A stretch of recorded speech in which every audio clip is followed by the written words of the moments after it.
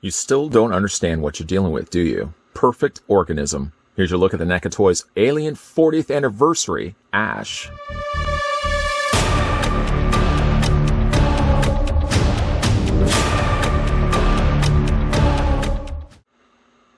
In a remote region of the galaxy, the United States space tug Nostromo, carrying a cargo of mineral ore, makes its return journey to Earth.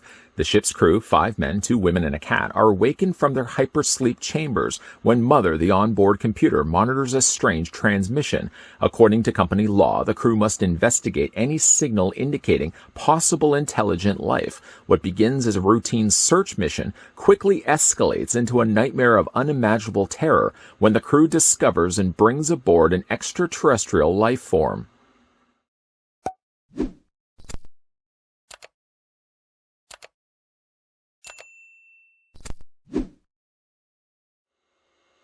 Before we start to examine Ash, the first thing we're going to want to do is figure out how tall the figure stands. While I'm getting that in order, I'd like to send out a big thank you to the folks over at NECA Toys that provided this sample of Ash that we're having a look at in this review.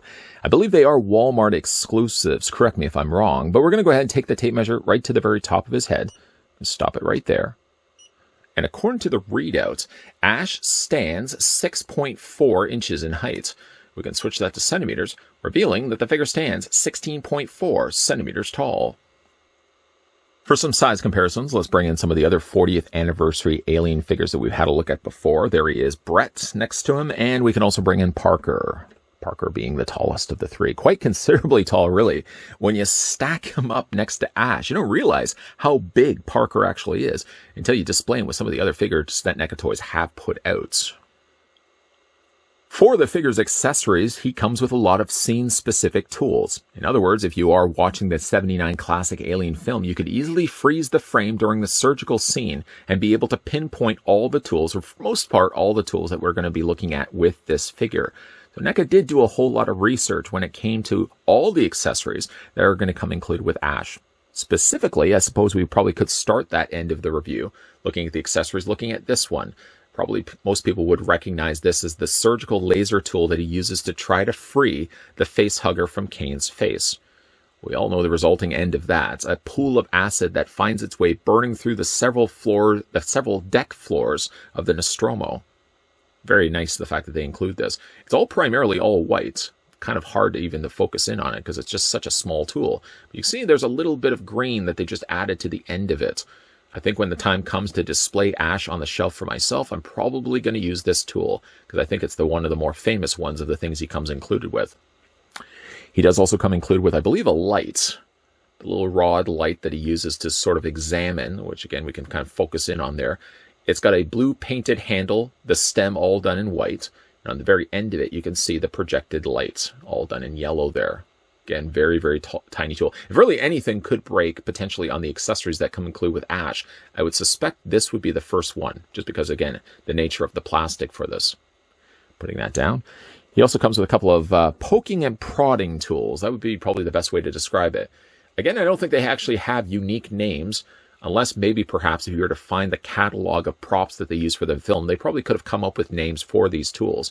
But one is sort of a little clawing tool, and then the other one is just like a little poking device. Kind of resembles a little bit like a pen. It comes included with those as well. Just be careful, of course. The size, as you can probably gauge it by the sizing of my fingers holding it, they are awfully tiny little tools and very likely and susceptible to be lost. Ash also comes included with the little milk substance that he's drinking while he's examining. If he is a believer of the cup being half full, then that's exactly what he has. A half full cup of what I'm guessing to be milk. You can see right in there. There's an irony to the fact that he's drinking something like this, a substance so white, and his blood is actually a very similar coloring as well. But it's a nice touch, the fact that they would include this. He also comes with the rolled paper. Rolled paper doesn't have any scripture or anything on that you can read. Comes included with that. Comes with a whole bunch of swappable hands. I will say that there's a lot of hands suited for the job, the proper tools of the job, for example. Like he comes with, for example, this hand right here. Now, depending again on which tools you decide to use, I find like this hand is best suited for holding like the light source, for example, in his hand. For this, you kind of have to get it in between the pointer finger and the thumb. Just be, again, careful of the plastic because the nature of this particular tool, Very, very susceptible to breaking. I shouldn't even keep saying that. But there are a couple of hands really suited for different tools, different, tools of the trade. Like he has a slightly smaller gripped hand, which again goes onto this side of the figure.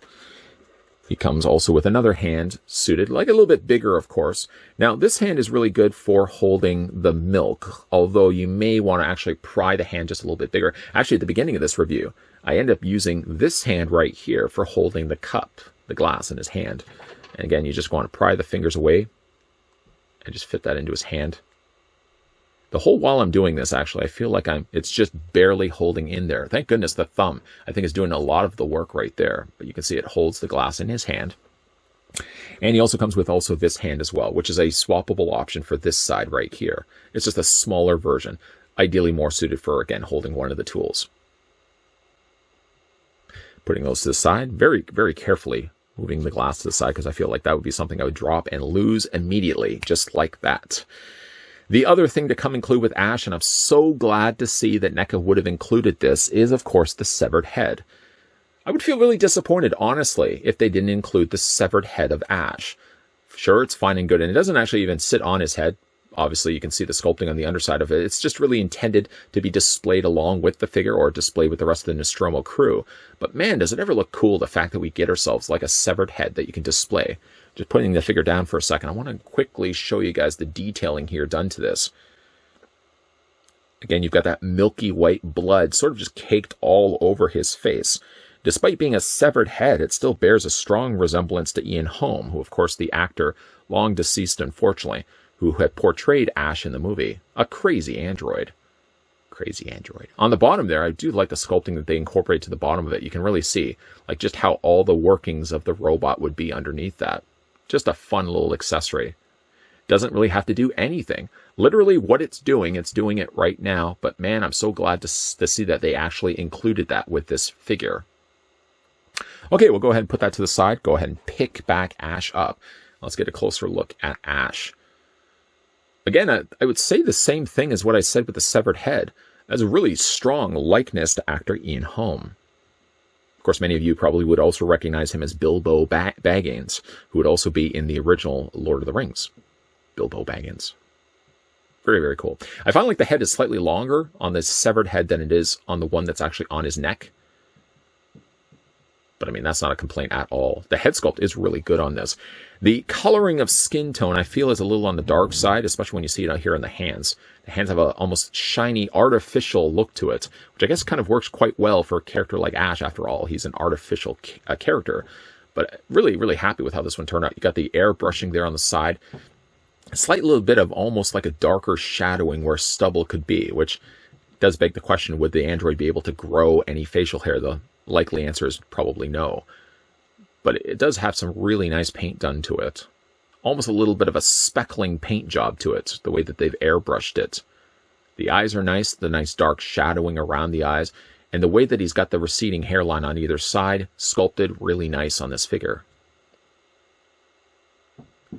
Now granted, that's just the head sculpt. There's a whole lot more to be checking out on this particular figure. Primarily, it's the Nostromo crew outfit that he's wearing. You can see he's got the pockets there outlined, done in red. A little bit of the bleed of the red carried over, but very small and minimal. Of course, on the side, you've got the patch there, the Nostromo patch. I think at one point, there was a subscription box that actually had this patch in it. We'll have to see where I put that. I'd like to put that maybe on a jacket myself. Now, his crew outfit is a slightly shorter sleeve, and he's got then the longer sleeves done in white. I will say this, getting this figure out of the packaging, the arm joints were very tight on this guy. I eventually freed it, although this one joint slightly closer to his sleeve is a little harder to bend. But when I was moving it, I did notice a whole bunch of paint flaking off of it. It seems still underneath that they used a white peg. They probably could have easily just used the white peg to start off with and just left the paint off completely. But it does allow the arm to bend. And bend up here as well, just again, really, really tighten the figure. I mean, really, at the end of the day, I'm not going to have him posed in jumping jacks. I really just want to have him displayed holding tools in his hand. I think for that purpose and that purpose alone, the bend in the elbow, though seeming to be a bit limited, still can pull off exactly the look I want to have for the figure. I love the coloring of the pastel blue that they used for it. You got the darker color done in the belt with a little belt buckle there on the front. And all the buttons also seem to be painted in a darker, almost grayish black coloring as well. A little bit lower down on the leg, nice sculpting done to the pockets. Of course, the patches on the front of the knees. Slightly higher riding pants because, of course, you've got the exposed shoes down below. And they've got just a bit of an off coloring to it. It's not a pristine, solid white. Seems like there's almost like a little bit of a dark wash added to it. And lastly, we can certainly flip up the feet to show and reveal underneath that he does have pegals on the undersides of his feet. Just before we actually get down to the articulation on the figure, the one thing I wanted to remember to say at the beginning of this review, which I completely forgot until up to now, the one other accessory I really wish that this figure could have come included with was a face hugger. And I know you could say, well, the face hugger was really attached to Kane's face. But eventually, I would have liked to have seen just a standalone fell-off face hugger that they could have displayed along with Ash. I'm kind of surprised a bit that he didn't come included with it. To be fair, though, we have gotten ourselves a fair share of face huggers in the past from NECA Toys. You could easily just use it with the displaying of this Ash. But I'm really surprised that they didn't include one in the first place. Let's check out the posability now on Ash. So his head rotates all the way around. It hinges down, and it hinges up. What they seem to have done here is they've got a ball joint attached to the top of the head. So like this head has already got its own ball joint. But it also seems like they've got a secondary ball joint at the base of the neck, because the neck does have a wiggle. You can't see it. It's tucked behind the collar of the shirt. But it seems like he does have a double ball joint. So one down here, one up here. And that's nice. The arms hinge out. I can't quite get a full bend at a 90-degree angle bend, but it's roughly about a 45 to 50-degree angle bend that you can bend the arms at. In addition, you can rotate the arms all the way around. Are these lapels? I'm trying to remember for myself. He does have those, of course, sticking out from his costume, but they're slightly softer plastic, and they don't get in the way of things, certainly when it comes to rotating the arms all the way around. Going back to, again, the topic of the elbows, it seems, again, like they've used white plastic for those joints. I really feel like they didn't necessarily have to paint it. When you are getting this figure out of the packaging, of course, I would recommend softening up the joint a little bit with a hairdryer. Generally, I don't have too much of an issue if you get the figure out and just sort of slowly work it. Sometimes it's just a matter of getting some freed out paint that maybe has settled on the joint to get that just chipped off. Sometimes I even just take a smaller tool like a screwdriver, and if there is a cake buildup of paint, before I start forcing a joint, I may actually go in there with a screwdriver and just start chipping away a little bit of the paint. If I feel like it's settled in the crevices, little cracks there, that may be preventing the arm from properly bending. Now, he does have a double hinge on the elbow. I can't quite get a full bend going back here. I may have to even go in there and maybe see if I can free up a little more of the paint right there. But he does technically have a double hinge on the elbow. Really, as it stands right now, it only serves as a single hinge for the time being. The hand rotates all the way around, hinges back and forth. Speaking of paints, there's a little bit of paint flaked off on my fingers. Then for the torso is a sadly one piece. So even though this feels like a softer plastic, the top half of his torso is attached to his lower half of his torso, all one piece. It looks almost like the way that they've cut it, and it's more just the sculpting than anything else. You can kind of see on the reasoning on the side here. See how the way that the shirt kind of drapes down to the loops of the belt, or where the loops of the belt would feed through. And obviously, by the way that drapes down the way that it is, they probably wouldn't be able to incorporate articulation. They would have to have brought that up a little bit higher. But at least the legs split out. You can get almost a full splits going with Ash. You can move the legs forward and back. There's a swivel at the top of the thigh, essentially where that's attached to the ball joint. Single hinge only on the knee. The lower leg does rotate back and forth. The hinge on the foot also allows the foot to go up and down this way, and you can rock it back and forth this way as well. I don't know if it's something that NECA Toys would necessarily consider doing, but when it comes to like alien figures, they generally support this line quite wholeheartedly. And I feel like in a case like this, for the fact that we've gotten ourselves like the canister tubes that we've gotten from Aliens, for example, I hope maybe they can do the exact same thing with the original 79 Alien. Maybe give us like an accessory pack, a long stretched out surgical table that maybe you could display Ash behind. And then of course, all those tools that we looked at over the course of this review, or at the beginning of this review, you could then really display on the table. And then eventually, if we get ourselves like a cane, I'd love to get a Nostromo cane outfit cane, because right now up to this point, we only have gotten a spacesuit cane. But if we do get ourselves a cane with a swappable head sculpt, so you can get one with, of course, the face hugger on that attached to his face, and one without, then if they do release a surgical table, just kind of throwing that idea out there to NECA, then by all means, you have a means to display Kane in front of course, the Ash that you can have him working above him. So happy to finally be getting ourselves an Ash from the original 1979 film, because up to this point, the only android that was getting any bit of the attention from NECA Toys was Bishop.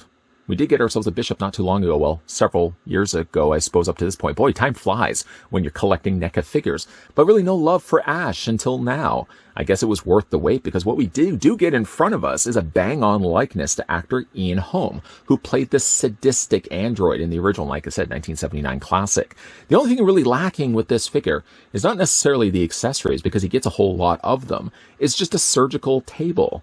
I suppose until the time comes that NECA decides for themselves to maybe release an accessory, maybe just call it surgical table, a surgical operation accessory set. That's probably a whole lot. That's probably why I don't get into marketing as much as I probably want to.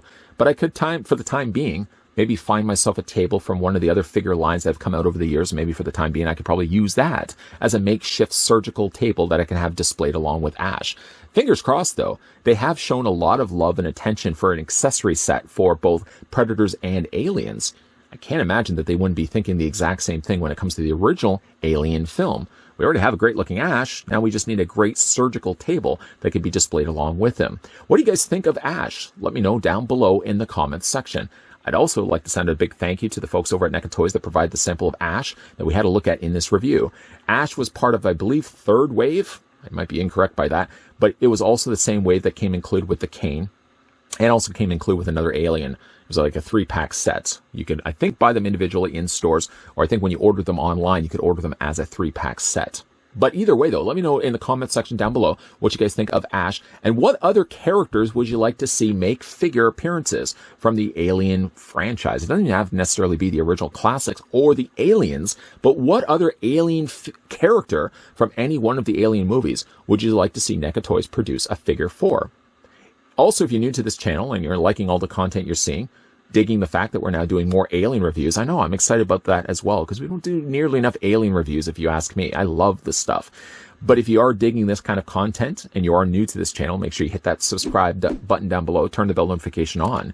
And yeah, keep your interstellar peepers peeled. Wow, that's a mouthful. Because there's definitely going to be a lot more reviews coming your way and a lot more NECA videos lined up and coming your way as well. And as always, guys, thanks for watching. I'll see you guys next time.